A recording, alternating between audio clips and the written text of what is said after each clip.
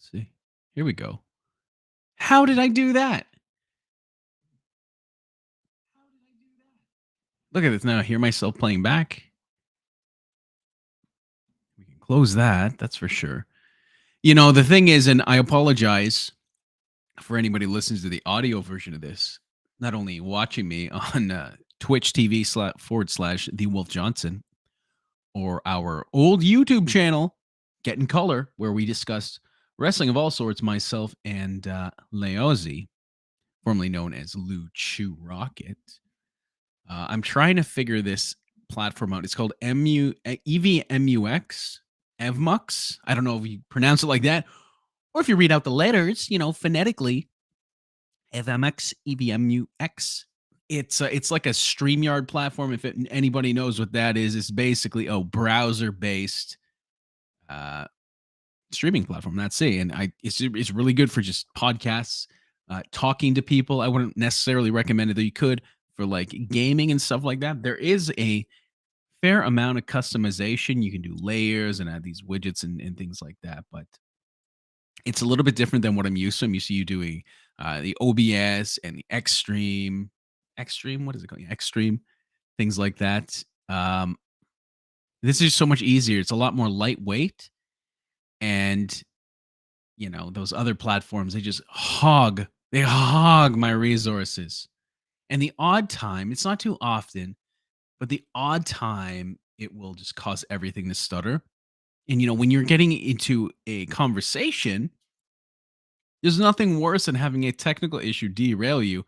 And then you try to have to find and navigate through and find your way back. And things happen. And even now with this platform, I could experience some kind of failure, but at least it mitigates that. Luke in the chat, how are you doing? Yo, Bish, he says with a purple heart, I am a bleeding heart myself, and I know you are too, and that's why we get along. And I think that's why, despite our differences in sexual preference, I think we could probably get married and have a decent, we'd have a great compatibility, to be honest with you. We both like to eat. We both have similar, tastes in cinema, in the arts. We could both get along, though I cannot get on with the Marvel stuff. I cannot, because I was having this conversation with somebody, he's a film student. He's saying I was saying how I really like independent films. And I think the reason I don't like Marvel is because there is so like absurd minutia in the vulnerabilities that the main characters have. It's like you got an indie movie, those vulnerabilities bring you closer to the character because you can relate to that, and then you could feel their pain. But in Marvel movies, it's like, well, I need to get a fucking space rock from the outer banks of the moon, and that one rock is my weakness. Like, I don't care. It puts such a distance between me and those characters that I can't empathize with them. I don't care. Yeah, so that's my little brief take. This is not a Marvel podcast. Luke's saying, here we go. Thinking of all on flying all bougie on the way to Canada. Upgrade for just a novelty. If anybody doesn't know, my friend Luke here is coming to visit me from the UK. He's wonderful. He's visited us before, and I love him dearly. He's a wild man. He contains himself better than I do. But man, when I can pop the top on that guy, look the heck out. I never seen anybody dance the streets of Toronto like this man. He's got a fire under his ace. Okay, and by ace, I mean arse, and by arse, I mean ass. You can take it how you will, but the bottom line is Luke, my man here, can burn that city to the ground just under his feet. And we're talking footloose, baby. Okay? This is not a joke. I'm not here to play games. He could dance that city to the ground and dance on the ashes. Ooh, wait. Talking about AEW, okay? That's what this show is. Wrestling in italics. All right? Why is it called that? Well, a brief introduction, because every time somebody listens on the podcast, they might not know who I am. Might be first episode, so let me introduce you. I am the Wolf Johnson. You could find me on TikTok at the Wolf Johnson. You can find me on Twitch at the Wolf Johnson. Do I have anything? I think I have an Instagram, the Wolf Johnson. You can check that. I don't really use it, but you can check that out. But the bottom line is wrestling in italics. Italics is a type of font, a format of word. I'm looking at wrestling as a longtime wrestling fan, as a writer first, as a fan first. Unlike these other podcasts, we're talking about the business. It's like an analysis and rumors on the business of wrestling. I am strictly interested in the storylines, the character development, and the perception of these stories of wrestling. That's where I'm coming from. The rumors on like, this guy's booking that. This guy's booking that. You see that on all these podcasts, and I look at these people. I'm like, you're not in the industry. You're reading the same wrestling news that I am. So how do you have a better insight? Like, how do you have a better inside scoop than the insiders reporting the original information? You don't. Okay. And that shit doesn't interest me anyways, because I'm a fan. I'm watching it. I have no aspirations to run the wrestling company. I aspire to have time to sit down and watch wrestling as a writer, not of wrestling, but as a writer and somebody who handles stories and fiction and the nuance and character. And that's where I'm coming. That's the perspective. That's the lens that wrestling in italics will look at things through.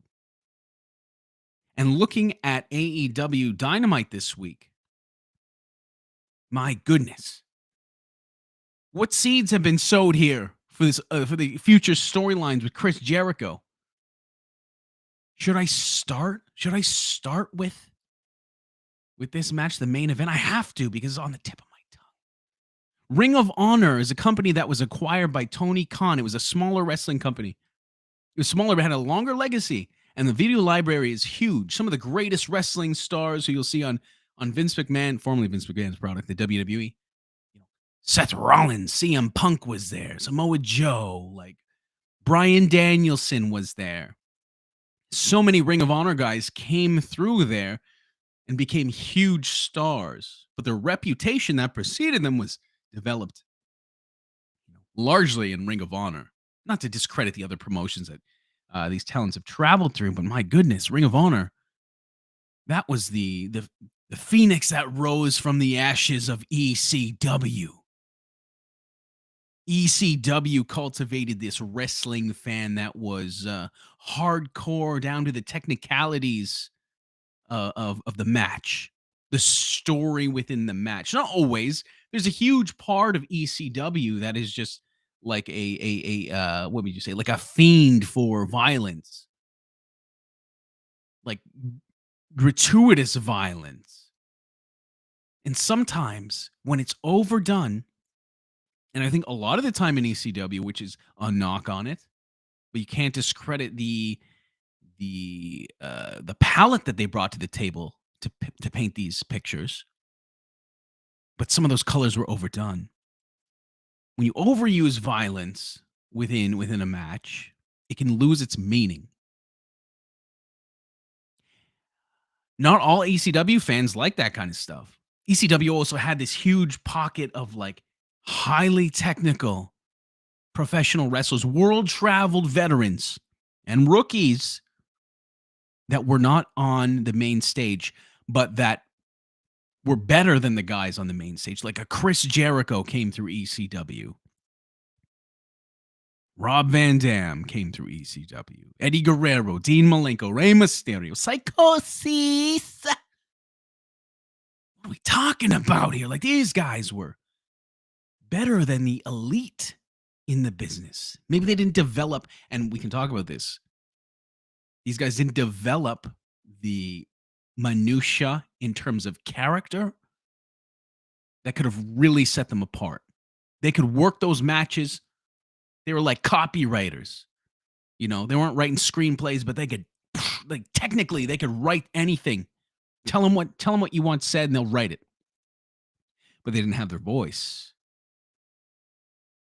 Ring of Honor followed up on that kind of formula. losing all the extreme gratuitous violence and making it more about honor and focused in on that technical aspect of wrestling. You would shake hands before a match. Sure, there would be cheating and bad guys and stuff like this, but it really became a purist wrestling wet dream. They never had the biggest budget, but they had this rabid cult following. They'd be banging on the guardrails before a match. That vibe, that ferocity was lost for the longest time in the collapse of ECW when WWE became the only show in town.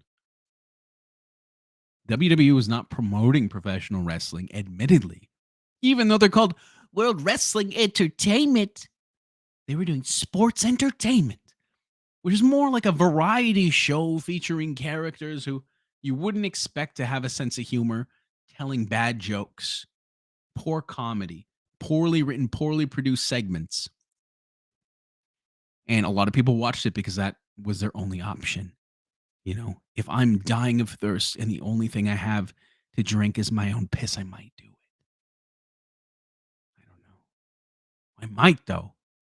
And I think a lot of people who loved some of those emotions they had that was drawn from professional wrestling just kind of stayed with it. Now, we're not talking about the younger fans. The younger fans don't even know about this stuff. They just grew up looking at John Cena, flashy lights, boom, boom, boom, boom, boom, stomping down there.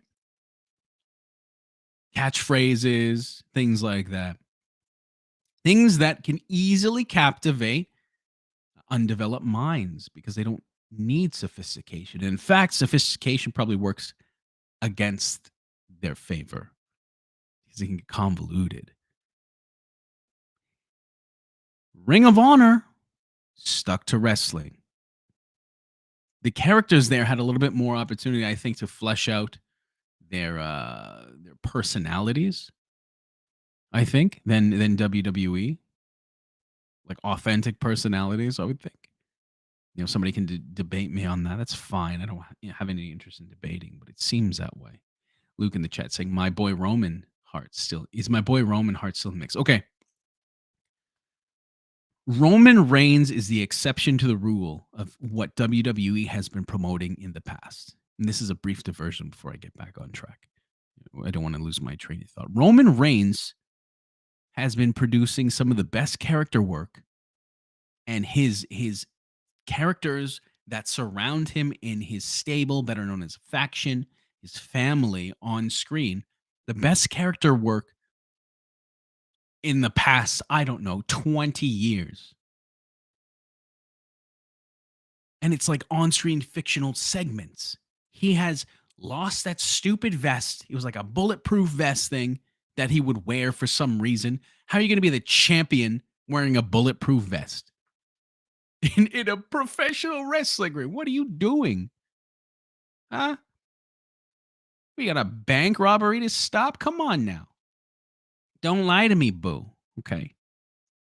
He took that off. He became a villain. He started, rejecting the scripts that were handed him to say BS vernacular. Started speaking more naturally to who he is, which is a little bit urban, a little bit cocky, a little bit arrogant, strong, and aware of his position. That's somebody you can get behind. That's the strong man you get behind, not the guy who's going to sit there with his hands behind his back because he's a good guy and not say anything bad about a guy. Nah. People don't want those kinds of heroes because those kinds of heroes sit there and take it. This Roman Reigns does not do that. Okay. His segments are genuinely entertaining, even for non-wrestling fans. I'm going to send you some links, Luke, in the chat, and you can enjoy some of those things that we talk about. Back to the topic at hand, AEW, Ring of Honor. So AEW Dynamite, the main event was Chris Jericho versus Bandito. A lot of people didn't know who Bandito was. He came from Ring of Honor. Chris Jericho is defending the Ring of Honor World Championship. And a lot of people, here's like the layers where I start to get into, and I'm going to try and keep them straight in my head so it makes somewhat of sense.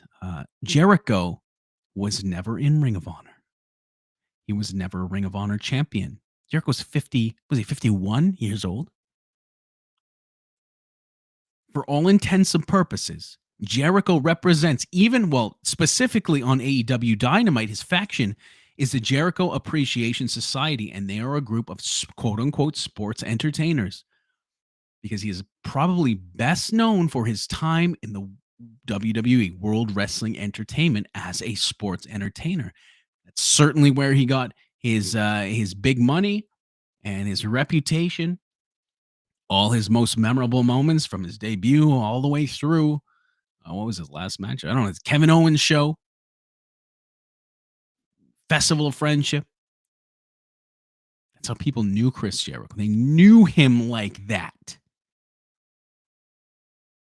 So him being the Ring of Honor champion is kind of like offensive to Ring of Honor purists, and he knows this. The interesting layers to me are that Chris Jericho, despite all of this BS, the WWE BS that he carries, despite that, he knows, and this is kind of where he plays into this, or the storyline is, that he comes from that purist background. He was trained by the Hart family, not the real Harts that we've come to learn. But in Calgary, he's considered a dungeon from the dungeon, the Hart family dungeon. He traveled to Mexico. He became like a renowned superstar in Mexico. He went to Japan. He wrestled in Japan, and he was an ECW fan favorite. He was one of those guys who was on the tape trading scene. One of the names. The Super J Cup. Chris Jericho came from everything that Ring of Honor aspired to represent. He came from that, and then he went to sports entertainment. And most people, I would say, most people who are fans of Chris Jericho today from the WWE have no knowledge of his time working that purist style, traveling those roads, and not just purist style, like, oh, he just went there and kind of, passed through. No, he was a name. Like, he was known as a highly technical wrestler, a good wrestler. And so he comes now after a Ring of Honor championship, he wins, and people look at him as an outsider. When really he is essentially the DNA that built Ring of Honor. He shares that DNA, at least. He's got the belt. He takes it. He takes it from the people that love Ring of Honor. And trust me, those Ring of Honor fans are hardcore. Don't you dare desecrate the crown jewel of what we hold so dear in this beautiful pseudo sport of professional wrestling with that sports entertainment corny BS. And that's exactly what he said he's going to do. So we have this main event match. First of all, you bring in Bandito. Most people watching Dynamite, I would hazard to guess, have no or very little knowledge of who Bandito is. If you watched Ring of Honor, you would know, but Ring of Honor had such a small demographic compared to AEW, compared to WWE. All intents and purposes, this is a new guy, and people are like, who is this? Last week's match with Claudio Castagnoli with Jericho, the story was interesting. The story was more interesting to me than the actual match. Because I like the potential of where Jericho could go with this Ring of Honor, shedding new name value and light and bringing Ring of Honor to new prominence by beating somebody who was like one of the most renowned names from AEW, Ring of Honor. He's got the belt, but the match was kind of like, yeah. This match was phenomenal. The knock against that match last week that I've heard was that within the context of Ring of Honor and the lineage of championship matches that came surrounding this championship, like that was a really kind of mediocre relative to the championship matches that preceded this one for the Ring of Honor championship. It was just a really bad match, technically. Whatever that means. Technically.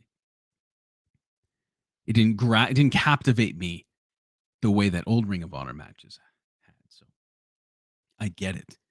This match was off the chain. The stories told here for a wrestler who's 50, 51 years old. Chris Jericho is putting shame to the very fact that out of his mouth, CM Punk said, "I'm sorry, I am old and tired."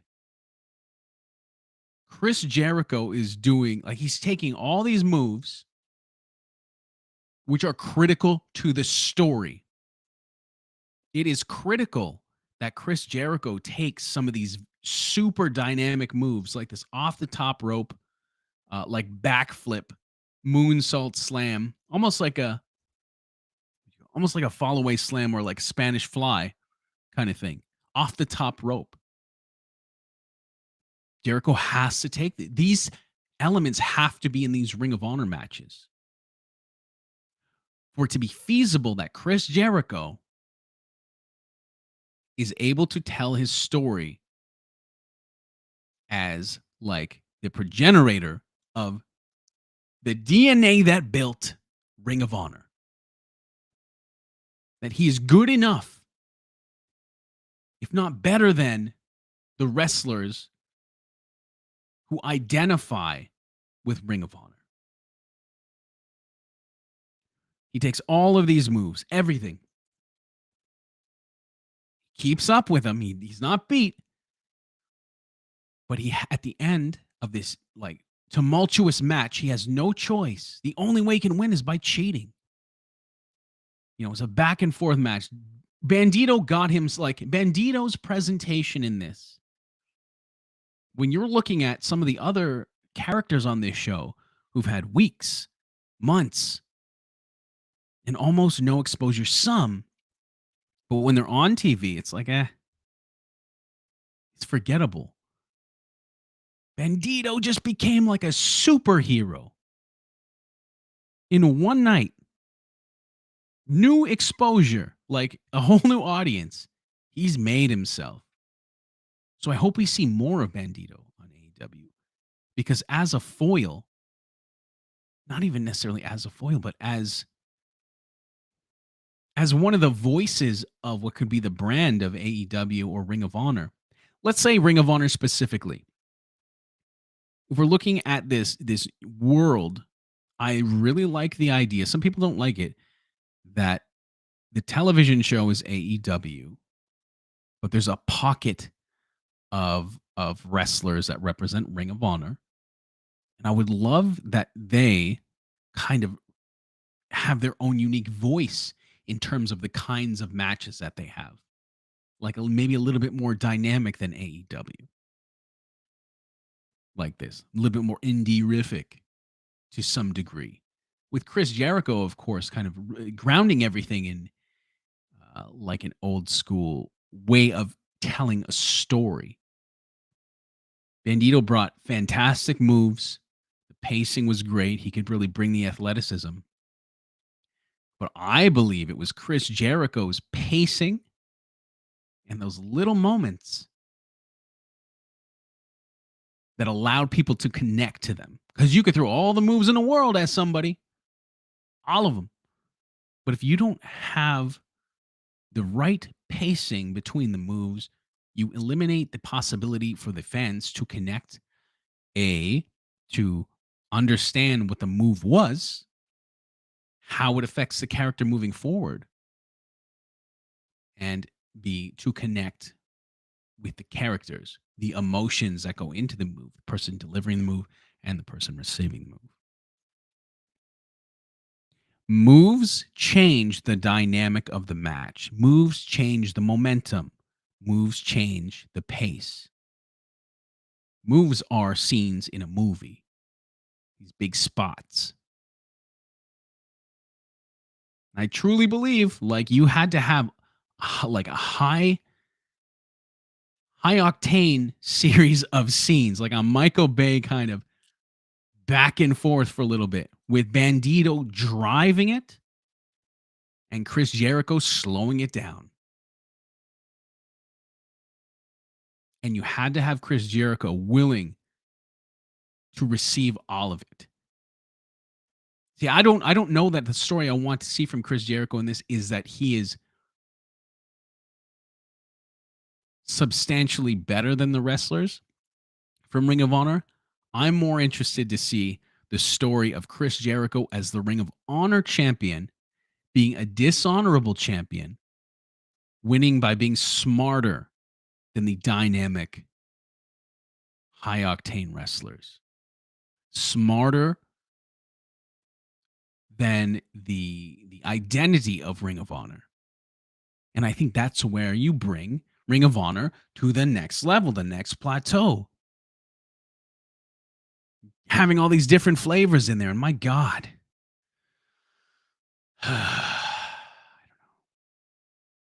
I'm really looking forward to this because he made a statement after the match. He said, I'm gonna run through all the Ring of Honor champions, all the great champions. Well, AEW has a ton of them. They don't have all of them. They don't have Seth Rollins, right? Uh we got Joe. We got CM Punk is there, but who knows what CM Punk's status is. Who else is there? Jay Lethal, yes, we have Jay Lethal. Who's that guy? Dalton Castle. Was he a Ring of Honor champion? I think he was. Could be wrong. He was some kind of champion. He's a trios champion now. What's going on, man? He's fantastic too. Like, I got a gripe with Dynamite though, and not just this show, but this series. If I'm looking back to AEW when it first started, what I really, really liked about it was that it was defining itself as different from WWE. And you could even say specifically because you did not see the same names every week. You would see them like every other week. You know, they would rotate them. You'd see everybody every month. It would seem they would have a place for everyone. And I like that because it gave room. It gave room for you to have a greater spread of characters that you could build in parallel. WWE didn't have that. You'd have a month of the same characters. These guys would be skyrocketing. You have these stars, and then everyone else would be like barely, barely rising from their position, if anything. If not being pressed down more to generate this pseudo perception that these stars rising are actually better. And that's dumb. You should be rising everybody. Come on, man. So when AEW was doing that at first, I liked that. I don't want to see the same wrestlers. I don't want to. Because in the long run, it makes the show more predictable. At first, I would tune in. Like I would feverishly have to tune in live and watch it because I'm like, oh, I don't know, Cody Rhodes. I didn't see Cody. Who's going to be on this show? Will there be Cody? It also added this possibility for greater like dynamics and storytelling. Because if you have so many characters who are not on the same week for so long, suddenly you can bring them back together and it feels fresh. Go away, come back. Well, Dynamite has not been telling the stories that way this week. and it's a little disheartening to me this week, not this week. I mean to say, like, since Cody Rhodes left, I think maybe even before that, around the time that Daniel Bryan, CM Punk, and Adam Cole were brought in, because I remember seeing Adam Cole every week, and he would get a huge pop because that music, you know, what's all about that? Boom. The start of the show, open it up, start hot. And that's great and all, but at the cost in the long run of guys like Darby Allen. And don't give me this BS like, oh, Darby Allen's storylines have been he's been getting time and had some significant spots. Yeah, but his story, like there's a difference between just showing me characters and having them develop through story that is that is done on a regular, consistent basis. Darby Allen has no story anymore. Like, he just shows up every now and then. And for like 2 weeks, it'll be like, okay, well, we're having a match at the next event, the next big event. You're gonna be in a big match with me. But what is his struggle? The only time I see Darby is when there's a big match. But like, what is his path to a championship? That's what these wrestlers are here for. I don't believe that Darby Allen just wants to show up to jump into tables for no reason. What is he after? Because I remember when he was a champion, then there's stakes on the line. But what is like the feuds that he's been in have not had any sort of any real motivation, any beef on them. Like, I can't believe that he had hatred for these wrestlers he'd be facing enough to sacrifice his body to the extent that he has. But when you had feuds with like Ethan Page or when he was defending a championship, it's like then those spots mean something more. Those beats in the story mean something more because he is willing to sacrifice for something that matters to him. But when you have him just show up and do it, you know, to everybody, it's like he starts to come off as I don't want to say because I really like Darby Allin, but the character, not the person, but the character within the universe of AEW starts to come off as a little, I would think, dumb, not even reckless. But the advantage I always felt with Darby as a character wrestler, as a fan watching, I felt like he's smaller, so he has to be. He has to be smarter. Got to be cunning. He's got to be faster, and he has to be willing to take risks. So when he's taking risks for no reason, you know, and when he's getting, or if he's getting so wrapped up in, you know, such minimal feuds, so much so that he's willing to take these risks, it makes him look dumb. Not him, the character. Clarify. It's just a matter of storytelling. And this happened, like, this affects everybody. It's not just Darby. Look at the Malachi Black thing. Debuts and has this huge moment with Arn Anderson, right? Cody Rhodes, big story there. Guy's a beast. And his debut. Then he was like vanquished to Rampage. I remember it was like months where he was just on Rampage. And here's the thing with Rampage. I like Rampage. I have tickets for Rampage. I like Rampage. A lot of people knock Rampage. They think nobody cares because the numbers are down, whatever that means, right? The numbers, the ratings. I don't have cable, first of all. I have to stream everything. It's legitimate most of the time. The time on Rampage, and I would think a lot of the time for the AEW's main demographic, like it's an older crowd, I would think. Not way older, like WWE's senior demographic that seems to watch NXT, but like it's not kids, right? And a lot of people that I would think are watching AEW are probably have things to do, like kids or, you know, plans, adult plans. And I think that's going to affect the numbers. Notwithstanding, not a lot happens. There's a lot of quick matches, which is great. And it would be a great show to cap off stories, like smaller stories, to cap off like so as well with Dark and Dark Elevation. Like these are pages in a book that you could be writing chapters in his story, but instead they're used for like stickers. I know they serve a purpose.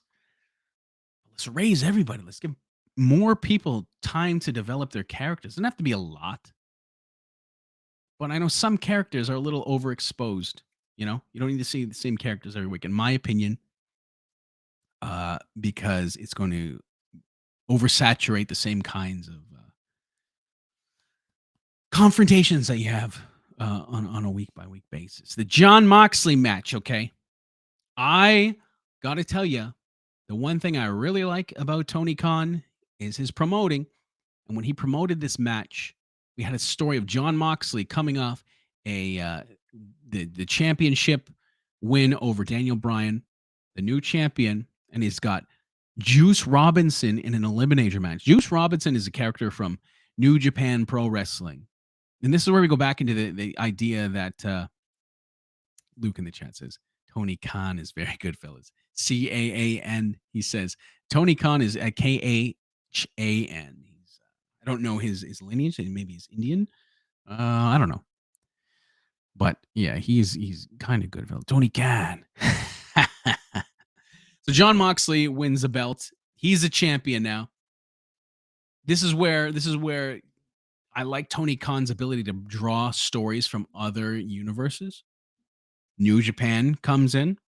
You have a villain, and let's say Juice Robinson claims he's not with New Japan. I don't know if that's true. I also don't care. Doesn't matter.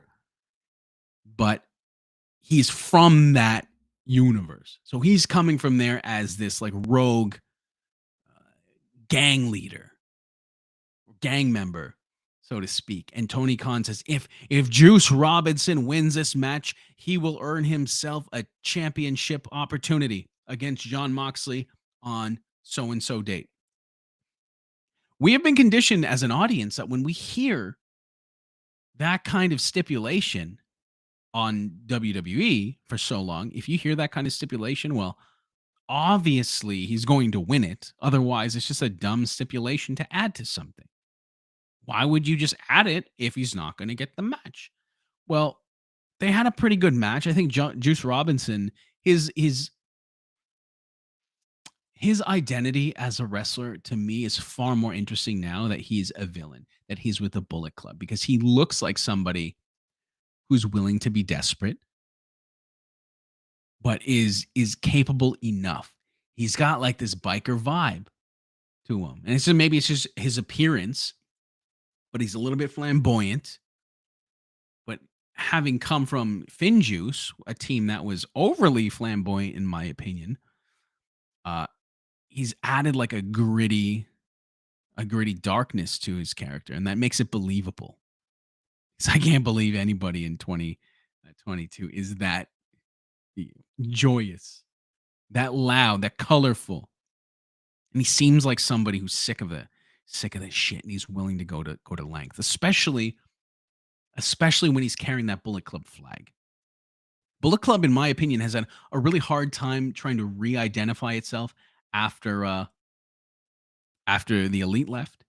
I think Jay White has done a phenomenal job.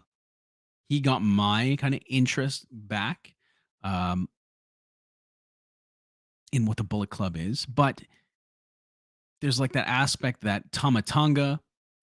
This is ongoing drama with Tamatanga that I think they need to resolve that and they need to move on from that. It's just been drawn out too much, and it takes away from the opportunity for Bullet Club to start chiseling in stone who the fuck they are today. You know what I mean? We are Bullet Club this. If they're that good, I think they would just get rid of Tamatanga. Like they would handle it. Jay White as a leader seems like the kind of character that would just handle it, that would get it done. Yeah, they're telling you like how there's a civil war and it's falling apart. You have Juice Robinson here who comes in And like this is the kind of character I believe in. He's got an agenda, he's got intent. He goes in, does his best, still loses. Like, there you go. He doesn't get the championship match, but he made me want to see, like, I wanted to see him win to see, like, Bullet. I want more Bullet Club presence here. If you're going to come in as Bullet Club, like, mean something with it, like, have that be something. That would have been a really cool story.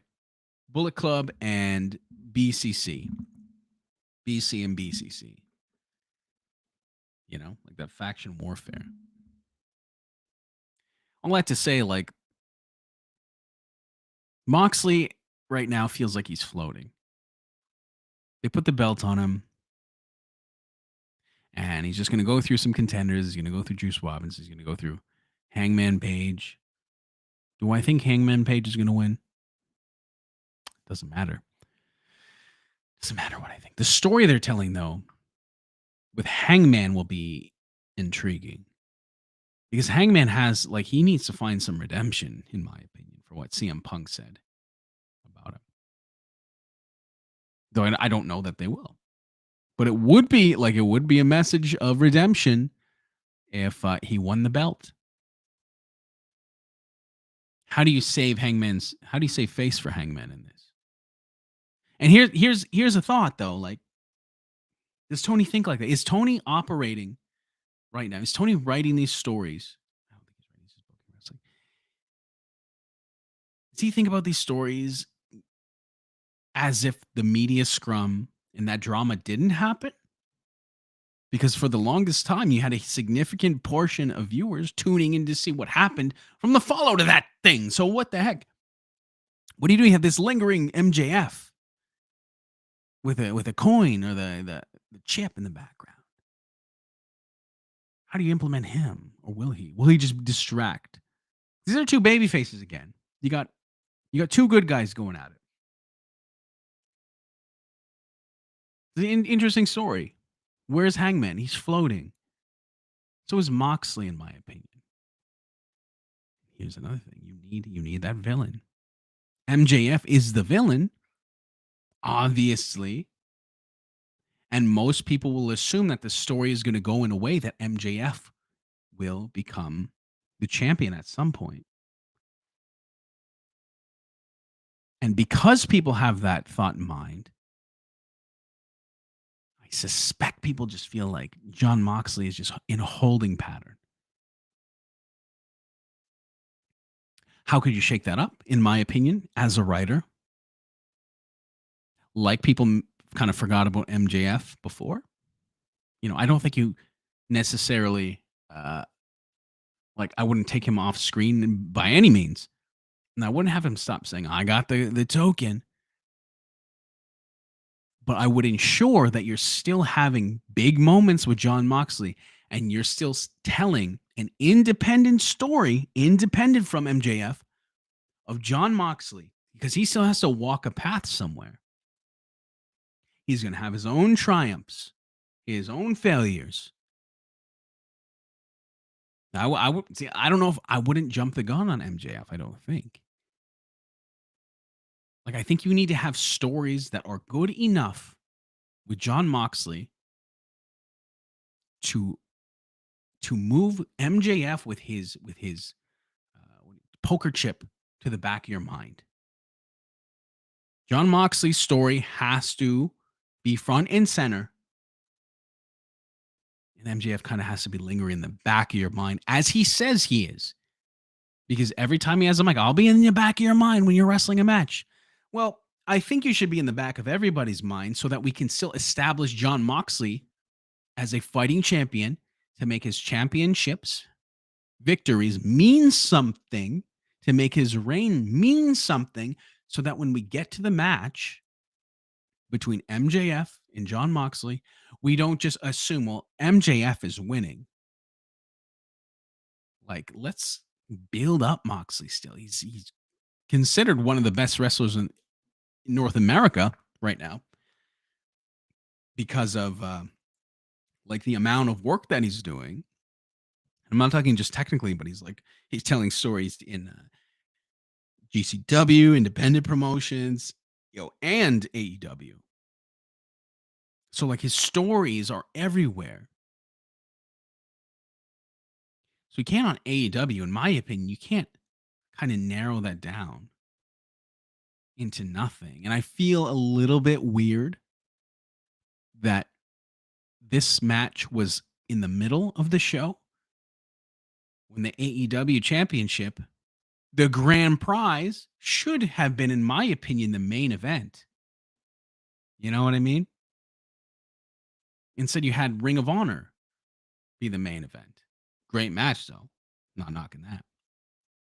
But there's a perception here. It's this perception that the specific stories that we're telling have upon the viewers. And that perception affects the entire image of the company, which then affects, it's a circular thing. Then it affects how you perceive the mid card guys and lower card guys. The fact that I haven't seen Brian Pillman Jr. in I don't know how long on the show reflects poorly to AEW to me.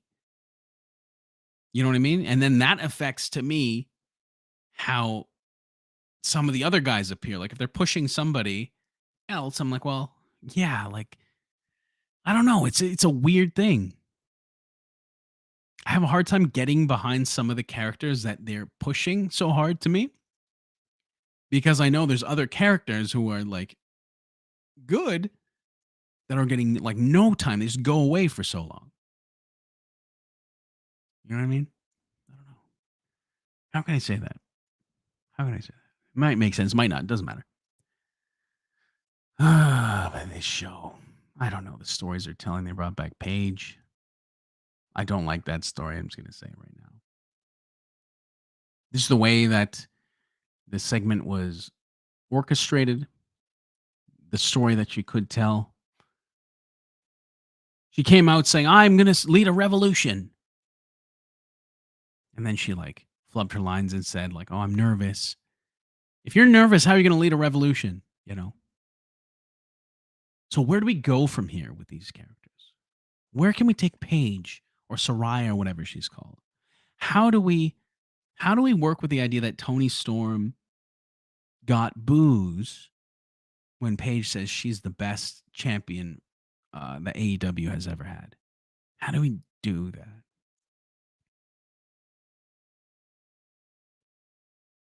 And I think you need to make Tony Storm like sever ties with the story I would tell here because they kind of clump her with generic faces, good guys, good girls. I would have her be like sever ties. She'd be a lone wolf, in my opinion, because she feels that way. When she's on screen, she's not very she's not very loud, social with people. Like she goes in almost like Chris Benoit was like go in, wrestle, get the job done, leave. I like the idea of Tony Storm in that role. You could even do like Tony Storm would make a great heel, I think. But you have Britt Baker. The problem is Britt Baker is like the top. She's a fantastic storyteller. How she communicates her character and throughout the match. I think Tony Storm, I don't know if she'd be a good foil. Would she be a good baby face to fight that? Or should she be like another type of heel or like a tweener? Like Tony Storm, her image is like kind of like this biker chick. Not really like 80s punk kind of thing. Glam rock, music, leather, like sexy, you know what I mean? Loud makeup. Somebody you see at the club. Like a character that I would feel like knows that she's like good. She looks good and she's got like a lot to offer. But she has no interest in capitalizing on, like no interest in flaunting it. And no interest in making friends. That's the character that I feel. That's the vibe I get from Tony Storm when I watch. Is like she's just there to do her thing, have a good time, and get out. Like she's just not interested in anybody. So I think that's like how can we say that? Almost like Gambit from X-Men, or like Wolverine, Tony Storm, Layazi in the chat. Damn, I'm late. That's okay. That's okay, good sir. Talking about Tony Storm and her perception on AEW right now, because you have these characters who I consider to be straight baby faces, which probably like Athena, probably Thunder Rosa. Though I think when Thunder Rosa returns, she's probably going to get booed, given the situation with her injury. Um, and how much it seems like Shawn Michaels when he faked an injury and left. Britt Baker's clearly like a heel. I think Jamie Hayter, who have been teasing like a face turn against Britt, will be a good face. But Tony Storm, there's like a level of, it's not arrogance because she's not flaunting her attributes. Like aside from her appearance, like she comes out, well, she has like an OnlyFans that she advertises all the time. Her like video entrance graphic when she comes out, it's like her face, like very prominently. I don't know. It feels like some of it's like I'm hot, but I don't care enough to, but not in the way you think I'm hot, but not in the way you think I am. Like she won't be defined by anybody, kind of thing. And because she won't be defined by anybody, I don't think she can be slotted into heel or babyface. I feel like she has to maintain a secret but personal agenda at all times. Be willing to, you know, I think you need to establish her principles without spelling it out for people throughout the course of matches. Maybe some tag team matches, you can see how she interacts. And this is down to the storytelling of wrestling, is like you don't need promos to develop character if your character is wrestling. You're not just doing moves, doing a technical textbook body slam. You're doing a body slam how your character would do a body slam, which takes into account injuries that could have happened. They're kind of like idiosyncrasies, how you move your body, if you dance around a lot, some Val Venus shit. Not like that, though. Not like that. But I think you could really start to define who Tony Storm is through her interactions throughout a match, because it's so far when it's come to promo, she hasn't been like, she's not like an amazing promo from what I've seen. How could an amazing promo? I don't want to speak like that. Like her character is not saying too much in a captivating way. But I think that's what's captivating about Tony Storm. You look at the Breakfast Club. One of the most interesting characters is Ali Sheedy's character. Ali Sheedy's character is kind of a little bit weird. And I think Tony Storm could play like the hot chick who is kind of maybe like misunderstood as like a rebel that has no interest. He's kind of unreachable. And that's kind of like, to me, like Chris Benoit to some degree. He wasn't a hot chick, but could have been. Especially 2020, you can do whatever you want. Enough Chris Benoit talk. But yeah, I think that's where I would slot Tony Storm. And there's an argument to say that there's not really any baby. Well, Paige is back, and though Paige has been a great heel in the past, I think she has elevated herself to a point where people are just going to love her. I don't think she could play the middle. I don't think she could play a heel. I don't think her character is primed for that right now. And I don't know what you do if Paige is there and Tony Storm. Because there's so many of these like protagonist versus protagonist matches, and not always a great fallout for them. So one of the protagonists is going to end up looking really weak on the back end of a match. You know, that's why Moxley and Danielson were able to pull that off because they spent like 6 months before that developing this brand, the Blackpool Combat Club, where even though you fight each other and you treat each other like, you slap each other in the face, but it's like a sign of honor, a sign of respect that you fight and you bleed and then you shake hands after. That's why Danielson and Moxley were able to do that. And nobody get booed, right? Nobody came out looking weak in the end because they beat the ever living shit out of each other. Leo, is he saying that's the legal amount you can discuss Benoit? Yeah. It's just so like a weird, there's just so much you have to, I don't know. You don't really have to do anything. For the record, Chris Benoit put on some of my favorite wrestling matches of all time. With Kurt Angle, with Jericho. He had cool ass entrance music. And it's just too bad, that he was, that whatever happened, happened. I don't want to speak on it because, I just, I just don't want to talk about that. It's dark. Go watch Dark Side of the Ring. Nah, here's better. Go listen to the Laps Fan podcast and listen to those like 10 hours of content that they put out. Going through the police reports and everything, if you want to get into that topic. And because I don't think anybody does it better than the Laps Fan. In fact, I think Dark Side of the Ring brought in those guys to help produce perhaps that episode. I know some episode they did. Yeah. So you need to do something with the women. Soraya like fumbled so hard.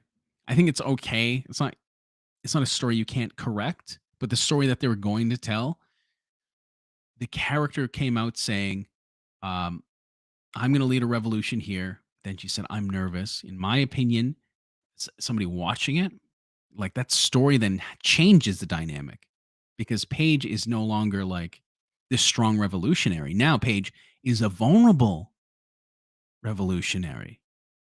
And it's like, now can she do it? And that makes the story interesting, perhaps even more interesting than what they were going to do. Because she has doubts. Right. And do people like, do you follow somebody who has doubts? Can she be a leader with those doubts? But it really opens up this idea like she's not Teflon, she's weak. Britt Baker, you can as a heel, you can define Britt Baker as that surgeon, DMD, but as a surgeon, or a Serena Deebs as like this contingent that can dissect Paige with mind games or physicality. Leozzi asking, was she like kayfabe nervous? I don't know. Well, I think it was legitimate nerves because to my knowledge, AEW isn't handing the wrestlers scripts to cut promos. It's like, here's some points, touch on them and go. But she said to the audience, you guys, I feel nervous. I haven't done this in a long time. After she said, I think it was after, but she did say, I'm here to lead a revolution. Like, you can't, you know? So it's not all gone because you need protagonists to have vulnerabilities. I think that's a wonderful vulnerability to have. And you can have infighting within the faces. And you have a really strong heel in Britt Baker and Serena Deeb that, with very little weakness. The weakness there is Jamie Hayter because they're a machine. They get their victories out of cheating, but they're so well oiled that it's like they can ensure victory if they cheat. Well, Paige or Soraya has vulnerabilities as a leader, but Britt Baker has vulnerabilities, or that contingent, that faction has vulnerabilities as a machine. And so maybe the story is, and here's where you can bring up Tony Storm. Maybe the story is that Soraya is trying to deal with Britt Baker, but she just can't.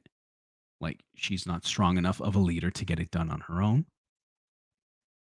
but she's able to achieve they're able to achieve it together. Maybe she's not the revolutionary that she thought she was. She has this spirit of revolution and she tries and she tries and she tries, but she just can't do it and she keeps falling. But then you have the protagonists come together and eventually able to kind of manipulate Jamie Hayter in a way that collapses the opposing machine. The Fellowship of the Ring, Tony Storm edition. You can have like Tony Storm be that one cog that comes out and saves it. Because I don't think a lot of people might say, well, maybe Soraya should be that like difference maker. And I think it should be the champion. I think it should be Tony Storm. And if maybe the idea was originally to have Tony Storm be in that role, like against Britt Baker and like the machine that group, and then Soraya be the difference maker. But after Soraya has made that statement, I'm here to lead a revolution, but then say like I'm nervous, I really think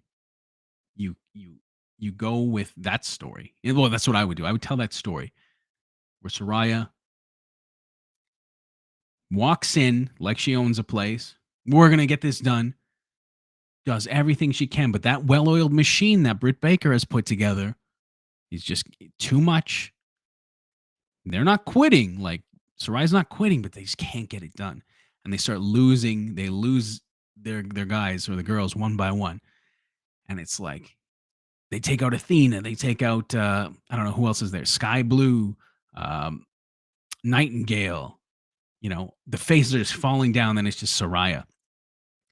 And then Tony Storm comes out.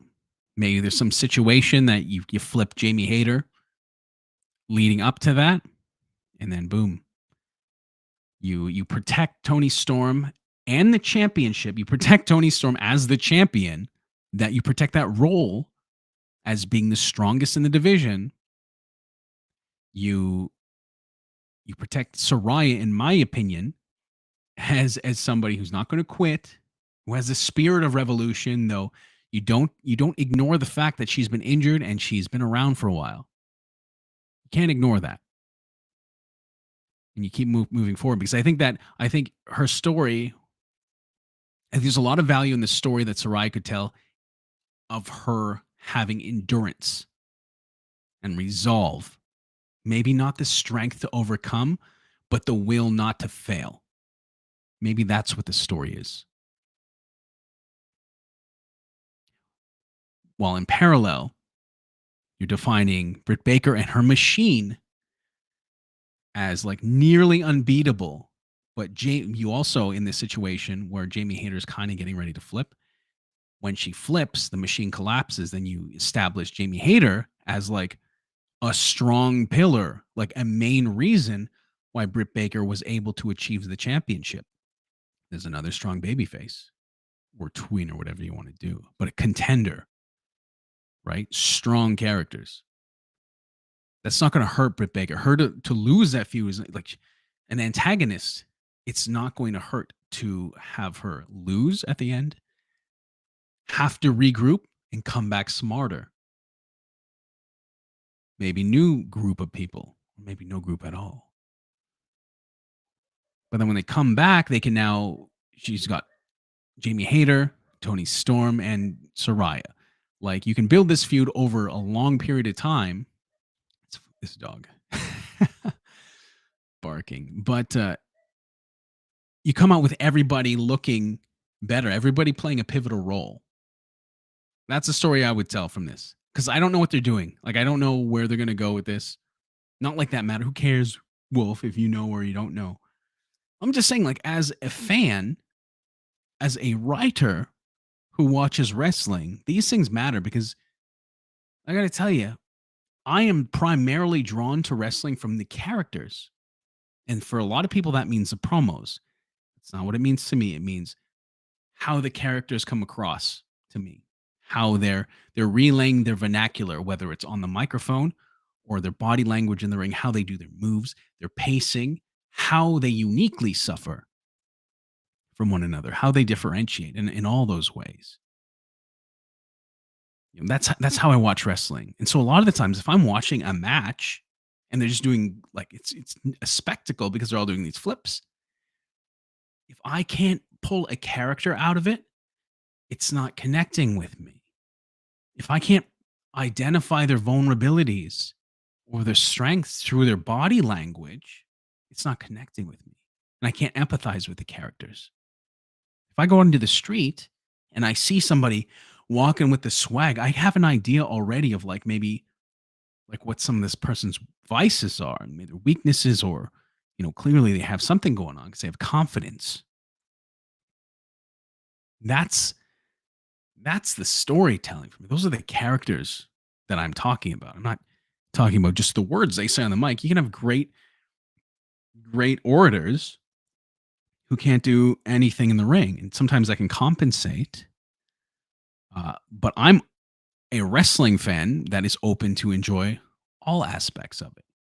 Even the announcers, like I would watch SmackDown for Pat McAfee because that character was so likable to me that I would just like watch wrestling through his eyes and hear what he has to say. And I think it's like something that's missing from so many wrestlers in the ring is like the character is lost or it seems so performative, like there's no authenticity. And that's one of the problems with so many spots that seem contrived, in my opinion, because as much as I watch wrestling and as long as I've watched wrestling, some might say I'm a hardcore wrestling fan, but I feel like I probably associate closer to a casual wrestling fan in that I've watched it so long that I'm not like drawn in by just matches anymore. It's characters. Russo would always say, "You need characters, bro. You need characters." I don't think he's wrong.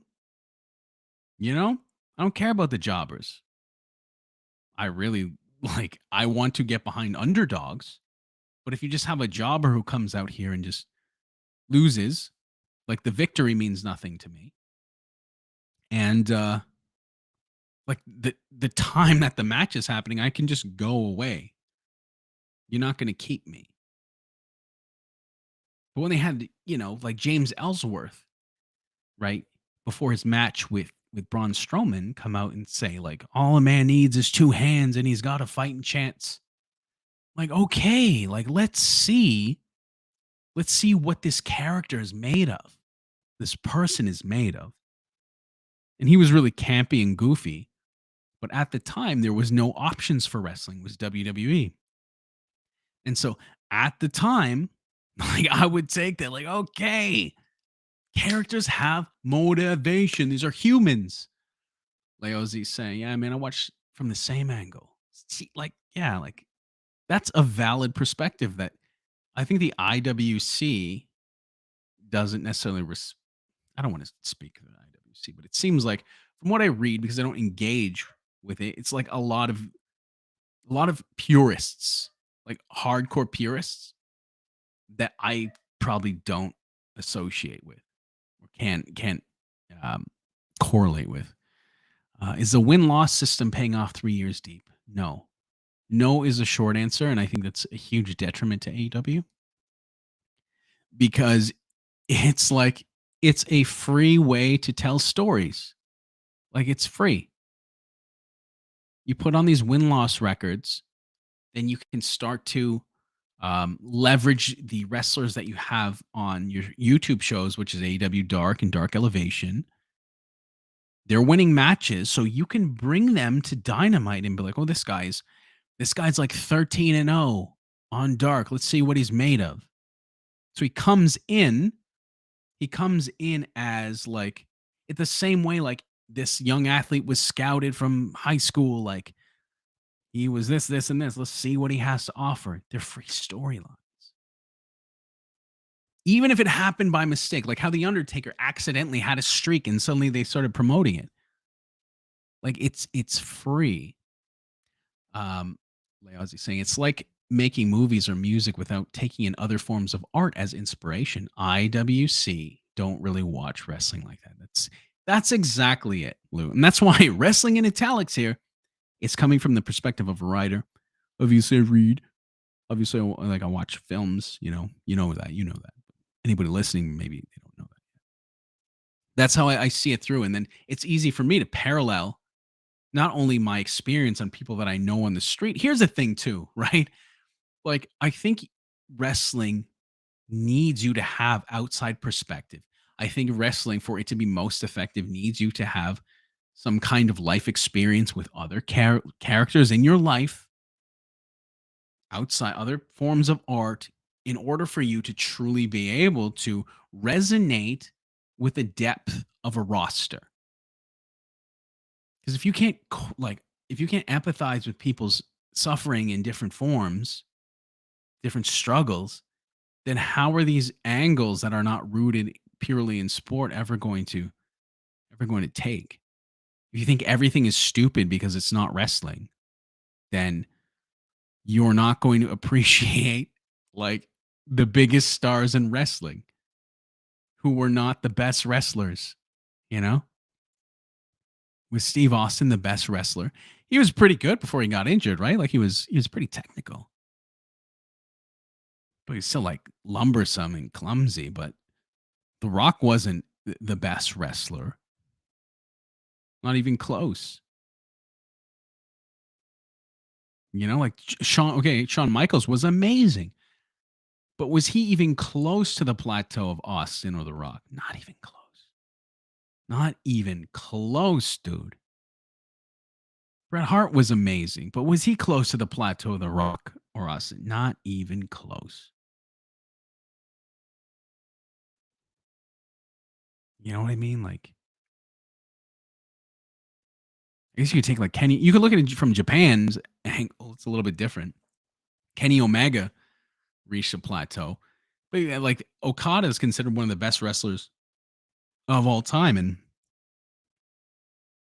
yeah, I can watch his match and kind of get with it, but there's a cultural like boundary there that I lose some of the translation. And because of that, I'm just like, he's good, but I don't get what he does that makes him the best in the world. You look at a guy like Eddie Kingston, like he's he's had some pretty sloppy matches, but he can talk me into the match. He can talk me in sitting to sit through it because I can relate to somebody like that. If I don't go out anywhere, if I don't interact with anything other than wrestling, I might not think this guy is serious. I might think this guy's a joke. Like nobody's like that. Nobody's like that. Because I haven't seen it. You know? So I think that's a valid point. To be a better wrestling fan, you need to consume other media, in my opinion. Is that even a thing? How like so like how do you like I don't know. Do people identify as wrestling fans? Is that a thing? That's a weird identity to have, wrestling fan. Because it's not even a thing. It's like it has nothing to do with who you are as a person. It's just something you consume. Baffling to me. Let's have a pause here. The dog is barking and a snap. I'm gonna stomp on the floor, see if he does something. Did I do it? Did something. Um, so what about this show, Neff? So yeah, I think that's Dynamite. I didn't touch on every match of the card because I honestly don't remember all the matches on the card, but yeah, Moxley, uh, in that Ring of Honor match was amazing. Lou, you came in late. If you haven't seen the Ring of Honor match between Jericho and Bandito, check that out. Okay, check that out. It's a good one. Good story told there. Jericho, I talked about at the beginning of the podcast, Jericho as somebody who came from wrestling purist DNA, then went through sports entertainment, now challenging for a wrestling purist title. And so many new wrestling fans don't know that he comes from that. and he wants to desecrate the Ring of Honor championships, the legacy. He wants to desecrate that. So there's a story, and it's a for his age, man. One final note, like Chris Jericho for his age, I think is telling the most vivid stories now than he ever has. Even when he was wrestling WrestleMania, you know, WrestleMania with Triple H, like he was not telling the stories on the same level as he is now. He's like on another level because he's working so much smarter. But it's not stopping him from doing these insane holy shit spots, whether it's him doing them or receiving them. And in this match, he receives a few of them. So I recommend it. And it's really like solidifying to me. We talked about plateaus of like wrestlers and what they meant. Steve Austin and The Rock. I think Chris Jericho is like, I'm getting close to saying he's like the greatest of all time at his age, what he's still doing at the level he's doing it. He might not have reached the same peaks as The Rock or Austin, but his consistency and stamina in this game at the level that he's doing it. Don't talk to me about Flair. Okay. After that last match, don't talk to me about Flair. Yeah, we literally determined Jericho as the GOAT through science. Yeah, I think we have, but like it's on another level. And the amount of people that he's affecting through doing this. Hey Noah, how you doing in the chat? Just getting ready to wrap this up. The amount of people that he affects through what he's doing is unlike anything The Rock has done. And like it's Austin, because he's lifting up so many people through these stories. Like those other guys, like make yourself and get out. But Jericho is raising everybody else around him through his matches. His opponents get raised, and the people in the stories with him, his factions, people are getting elevated. And that's something else. Like that's a quality that The Rock didn't have. I don't know that Flair had that. Shawn Michaels certainly never had that. Austin never had that. Nobody had that. This is a Jericho thing. No, Terry Funk had that. Let's not oversee Terry Funk's time in ECW. Okay. I think Punk tried to do that, but then he burned the house down when you gave him the keys. All right. Well, yeah, his longevity is unreal. I'm going to wrap this up now. Thanks for dropping by, Leoz, in the chat. Noah, Luke, thanks for coming by. This is Wrestling in Italics. You can, I'm on TikTok. You can go there. Sometimes I post dumb things. That's the Wolf Johnson on TikTok. You can follow me on Twitch, Twitch TV /The Wolf Johnson, or you can subscribe to the podcast, obviously on, Spotify or something like that. Google Podcasts, iPodcast, iMusic. I don't know whatever that is.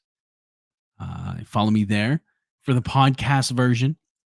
Leoz is asking if it's the same time each week. No, I don't think it is. I think I will post the podcast around the same time, but I think I'll record them kind of whenever I have an opportunity. It'll probably be around the same time because it will have to be after Dynamite. Yeah, so probably a Thursday or Friday type thing. But yeah, that's it. And then I'll post the podcast on Saturday. Barring any sort of unforeseen circumstances. Yeah, that's it. But yeah, thanks for everyone for listening. And yeah, don't go chasing waterfalls. Wrestling is cool. Tony Storm, be a tweener. And yeah, Benoit's a man I don't know anything about. Okay, I love you. Bye.